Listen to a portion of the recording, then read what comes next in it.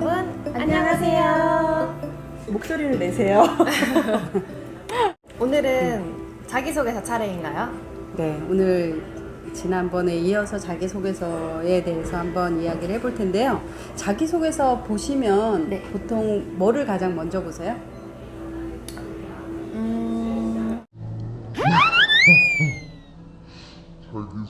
저는 맨 끝에 부분을 보통은 먼저 보거든요. 맨 끝에 자기소개서 맨 끝에 그런 지원 이유가 있어요. 네네. 보통 그 지원 사유를 쓰더라고요. 그래서 저는 이제 그 부분을 가장 먼저 보는데 아마 면접관마다 자기소개서에서 보는 게 조금씩 다르실 것 같아요.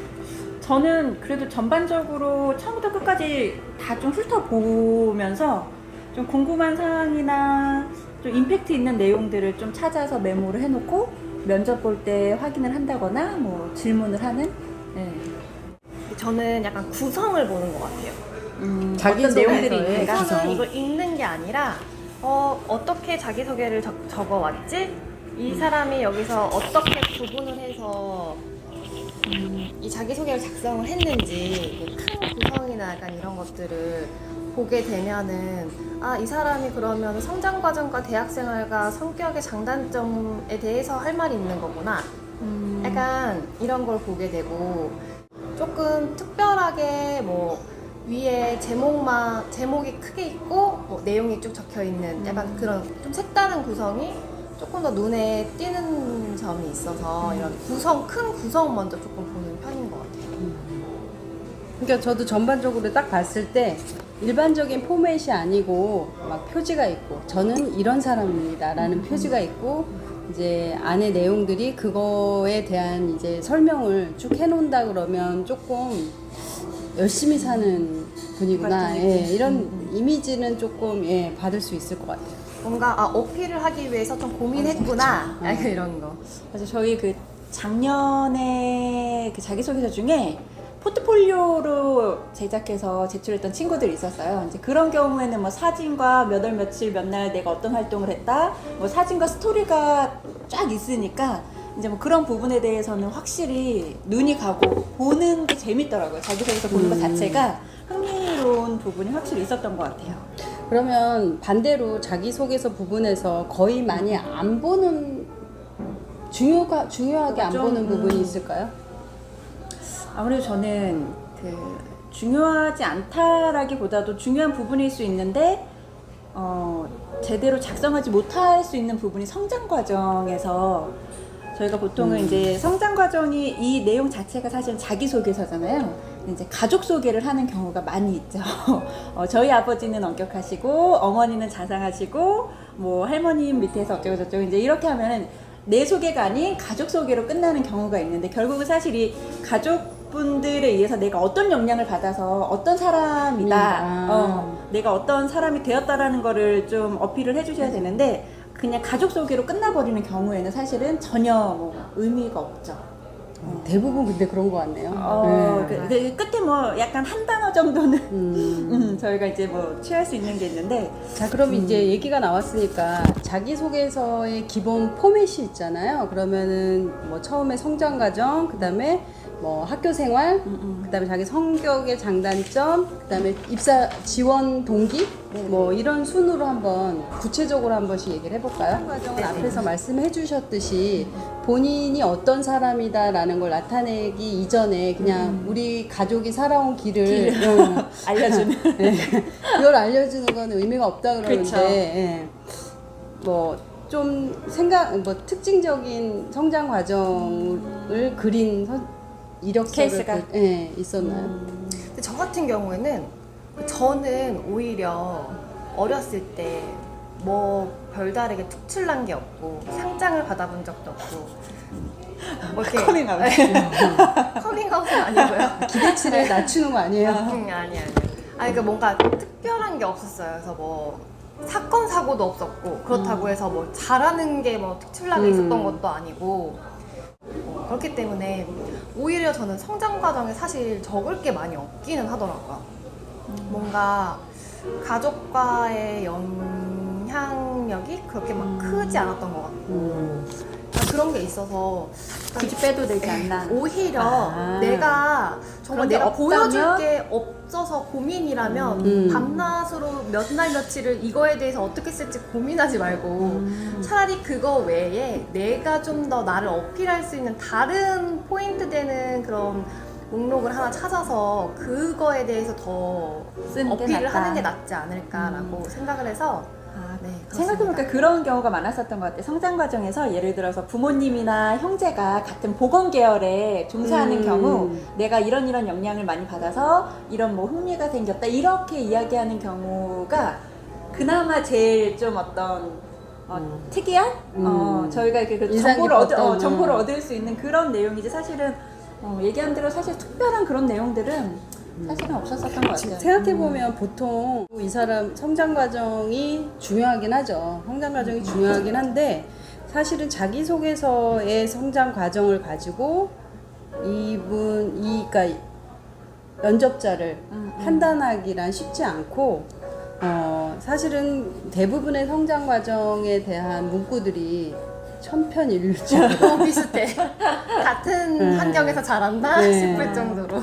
천편일률적으로 같은 어머니 아버지? 네. 그래서 저는 아주 특이한 그런 거 아니에요? 그게 아니라면 아까 이제 선생님 말씀하셨듯이 그 부분은 다른 걸로 조금 바꿔서 대체를 해도. 딱 이렇게 인상에 남을 만한 다른 걸 좀 했으면 좋겠는데 만약에 이 부분을 성장 과정을 삭제를 하고 다른 걸 넣는다 그러면 물론 뭐 안 넣을 수도 있겠지만 뭐가 좋을까요?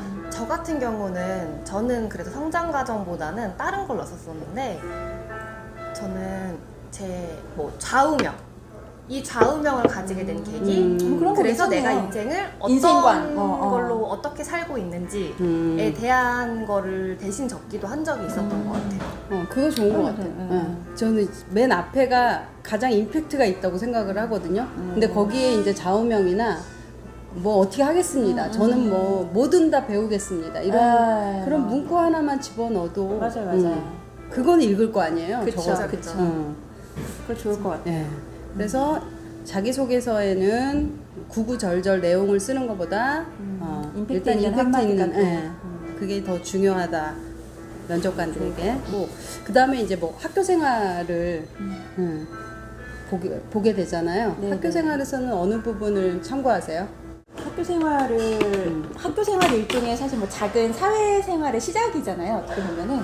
그래서 일단 동아리라든지 뭐 그런 임원 모임 같은 것들도 많이들 하시고 하는데 이제 그런 부분에서 사실 뭐 저연차들한테 우리가 1년차들한테 경우에는 막 리더십이라든지 막 이런 걸 기대하지는 않지만 얼만큼 그래도 사회생활을 하면서 많은 사람들과 부딪혀 봤는지 이제 그런 부분들은 좀 중요하게 보여지는 것 같아서.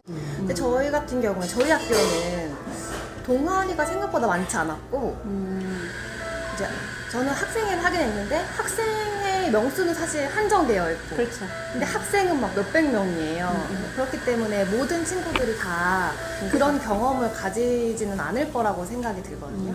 그래서 저는 뭐 당연히 이런 내용도 좋지만 내가 그런 경험이 사실 없다 한다면 내가 즐겨서 공부했던 내가 관심 있던 과목이라던가 그거 좋네. 네, 그런 걸 적어도 좀 좋을 것 같다는 생각을 했어요. 오히려 뭐 애매한 얘기를 풀어 쓰는 것보다는 저도 관심 있는 과목을 쓰면 뭔가 바로 인상에서 일을 잘할 것 같고 실제는 그렇진 않겠지만 느낌이 네, 느낌에. 그런 좋을 것 느낌을 같아요. 그럼 보통 이 대학 생활이나 뭐 성격 부분도 그렇겠지만 거기서는 조직에 잘 어울릴 수 있는지 그렇죠. 그다음에 이 사람이 뭘 좋아하는지 이런 부분들을 보게 되겠네요. 그렇죠. 저는 사실은 그런 아르바이트 경험이나 실습 나갔을 때 인상적인 거 네네. 이런 부분들에 대해서 언급을 한 선생님들이 있으면 사실 그 부분에 대해서 좀 질문도 많이 하고 조금 그런 부분들을 조금 써줬으면 좋겠다라고 개인적으로 생각을 해요. 그 부분들을 많이 언급을 안 하더라고요. 근데 사회생활에 대한 부분. 예. 근데 이제 저희 면접관들이 기대하는 거는 일단 입사를 해서 얼마나 잘 어느 위치에서 어떻게 적응을 할 성향인지 이런 걸 그쵸, 파악을 그쵸. 하잖아요. 그쵸. 그랬을 때 실습 나가서는 뭐 어느 정도 그 사람들하고 어떻게 어울렸고 거기서 뭘 느꼈고 그다음에 아니면 다른 아르바이트를 하면서는 본인이 경험한 어떤 뭐 에피소드를 하나 얘기하면서 거기에서 뭐를 배웠고 뭐 이런 부분들이 사실은 면접관 입장에서는 그런 얘기들이 듣고 싶고 관심이 있는 부분인 것 같아요. 그리고 이제 저연차들 같은 경우는 사실 저희가 뭐 저연차들한테 있어서 가장 바라거나 기대하는 태도 같은 것들이 사실 뭐 열심히 하거나 열심히라는 단어보다는 적극적이고 열의가 있는 그런 태도를 가장 바라잖아요. 사실 뭐 잘하는 건 할 수 없으니까 당연히라고 하면 안 되나?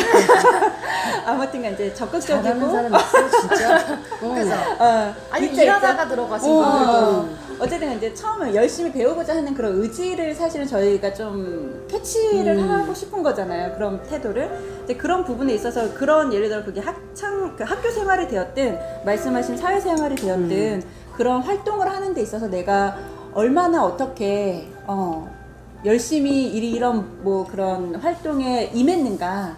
예를 들면 저희 예전에는 이제 그 어떤 이력서에서 그 자기소개서랑 이런 걸 봤을 때 자기는 그게 뭐 꼭 그 병원 일과 관련된 게 아니더라도 저는 글쓰기를 좋아해서 제가 책을 냈습니다. 뭐 이런 걸 보면 이 사람은 한 번 시작하면 끝을 보는구나 뭐 약간 이런 느낌이 들 수 있잖아요. 이제 뭐 그런 거라든지 아니면은 뭐 어떤 특별한 그런 그 경진대회 같은 것들이 많이 있어서 가지고 경진대회에서 제가 이거를 뭐 상을 받기 위해서 얼만큼 열심히 해서 뭐 우수상을 받았습니다. 뭐 이런 내용들이 있으면은 그런 이제 그런 객관적인 근거를 통해 그건 객관적인 내용인 거니까 그런 걸 통해서 열심히 할 수 있는 사람, 적극적인 뭐 이런 마인드를 가진 사람 이제 그런 것들을 좀 저희가 이제 알 수 있기 때문에 이제 그런 경험담이나 좀 실제적인 근거를 좀 어필을 해주면 저희가 좀 도움이 되지 않을까. 결국에는 그 이력서에 적혀 있는 그런 경력사항이나 약간 이런 것들이 좀 바탕이 되는 그렇죠.